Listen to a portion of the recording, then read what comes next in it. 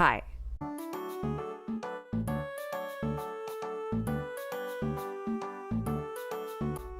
Happy week 2. Things are starting to kind of fall into place a little more and get a little easier. If you're new here, I am chronicling my internship that is 7 weeks long. If you are interested in watching my first week, here is a link to it, or I will be making a playlist of all of the videos that I create in lieu of my time here. So if you want to catch up, you're more than welcome to, but free will goes crazy, so you don't have to do anything ever. But if you're interested in learning a little more about what I'm doing, I definitely recommend watching week 1. So I wanted to do kind of a what's in my bag tour, just because it took a little bit for me to figure out what I need to bring and what I can leave at home. So my bag of choice is my Konkin. This bag is basically my lifeline. It's really great though because this bag is slightly waterproof as well. It's not like you can't submerge it fully and then expect everything to be okay on the inside. But light rain or a tip off a kayak, which we will be discussing later, is completely fine and reasonable, and I love this bag more than life itself. Anyways, the things I like to bring are my 2 water bottles. It's 132 ounce and 140 ounce. Sometimes I feel like I might need more water, but unfortunately this is just all I have available.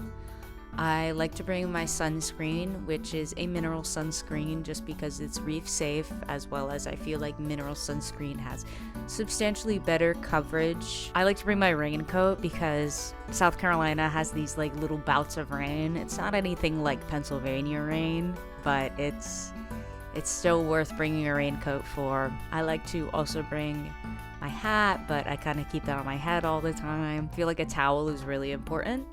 I didn't really realize how important a towel was until I came back covered in sand, experiencing a sensory nightmare the one time. So I was like, all right, I'm gonna start bringing a towel, which was definitely a wise decision. My biggest thing that I keep on me at all times is bug spray. The bugs here are horrible. They are out to get you. It's terrible. The mosquitoes are unbelievable. We have these things and they're biting flies. Awful, terrible, so bad. Those are some things that I like to kind of keep in my bag and bring with me. Some additional things that you don't really need, but you can keep with you is like, I like to bring my lunch just because our field days are a little on the longer side, and me when sandwich and field time. Just so good. Obviously it is very circumstantial for what kind of field work you're doing, but I feel like that's a good baseline to keep in your bag. So, answering the question again, what have I been doing? What's going on here? But it's week 2. So as I previously mentioned, it is a 5-day on, 2-day off kind of joint. So I started the week off and I mostly cleaned up, went to the beach. Hello.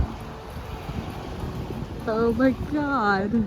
After my 2 days off, on my first day back, we were driving the ATVs down to the beach access, and I had this little surprise. A mom alligator. Like up close and personal, right in front of me, crazy stuff. I have never been this close to an alligator ever once in my life. When it comes to enclosed alligators, oh yeah, absolutely. But in the flesh, so close I can smell her. That was crazy, but it was kind of scary. I understand no animal will harm you unless you harm them kind of thing, because they're just as scared of you. To be exposed on the ATV like that and, just have a 300 to 400 pound reptile kind of just chilling in the middle of the road. It was just what? Something new that I did do this week was we visited a different part of the island. So with our island that we normally survey, there is an inlet that used to be they used to be connected, but with time, water has filled that gap. And so there's another island and we call it Sand Island. And we only survey sand every now and then. The way you have to get there is you have to kayak over. And I like to consider myself pretty good at kayaking. I really enjoy it. I think it's a lot of fun. The kayak of choice was the Scrambler, and I was not let down by that name. I didn't get any footage of me kayaking just because I was a little nervous. It was a lot different. The current was tough and it was just anxiety inducing. So after finishing the survey, we had to kayak back to the mainland where we like kind of came from, and I was so close. Like, I saw our little landing point. I was right there. These two like moderately large waves came my way, and so I leaned into it because that's what you're supposed to do to kind of hop over the wave. And I leaned too much and I fell in. It was so awesome. My stuff fell in as well. Shout out to my bag for being my savior because it was a quick dunk and my reaction time was like, I'm in, I'm out. But it was really not pleasant. The ride home was not super great, and yay, the scrambler. But other than that, that was a pretty cool survey. I got to see my first ever diamondback terrapin, which we have on the island. The Wildlife Center is running like a very small DBT research, so it was really cool to get to see one of those up close and personal, and she was very friendly, and we gave her notches to be able to identify who she was. The diamondback terrapin will be covered in Creature of the Week at some point, just not this week. That's reserved for someone super special. I had a therapy appointment this week, and it was really good because I got to tell my therapist about the things that I was up to. Shout out to my therapist, Rachel. I love talking to her. She's the best, but it's really cool to get to tell people from the outside what I'm doing here. I'm like, oh my god, a real life sea turtle? No way. Unfortunately, I saw one who passed away. She was hit by a boat. It was a pretty tough sight. It was really sad and upsetting because I was really excited to see my first loggerhead. I just expected her to be alive. I hope that over the weeks she decomposes and returns back into the earth and is repurposed for something amazing, but it really was very unfortunate to see and kind of grapple with because I'm not super good at grappling with death, but hopefully with time that will get easier. Anyways, maybe you're wondering about our creature of the week. And our creature of the week is the American alligator. I'm gonna have Amanda tell you more about it. Thanks, Amanda. Welcome back to Creature of the Week. This week's creature is the American alligator. Their scientific name is Alligator mississippius, and they are the only U.S. alligator, which is so cool and punk rock. This species is carnivorous, which means they feed on small reptiles, amphibians, other fun creatures like fish, but the unfortunate reality is just because their jaws are so strong, they have the ability to crack turtle shells. But luckily they live in swamps and marshes, and loggerheads do not live there. However, diamondback terrapins live there, and frogs live there. Not thrilled about that one. Their hobbies consist of taking a nice mud bath, basking in the sun, obviously going into the middle of the road.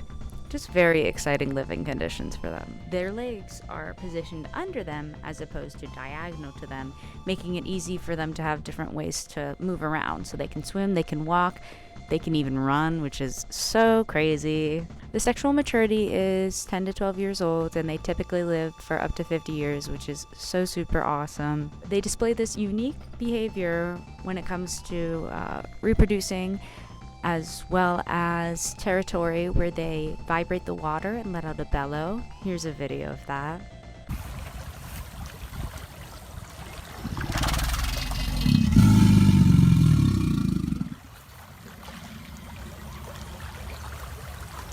Okay.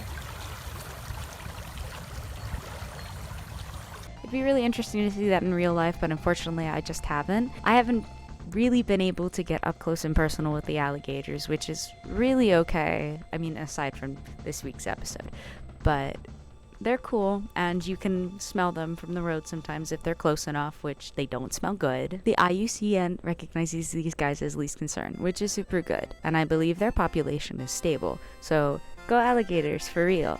and I believe they actually might be on the uptick, so good things are really coming their way. I really do enjoy American alligators, don't get me wrong, I think they're so awesome, but I can't help but be a little upset about their choice of prey. But they're beautiful, they're so unique, it's so awesome to have them here, considering the fact that their distribution is mostly coastal wetlands, which is where we are, but I love them, and I think they're awesome.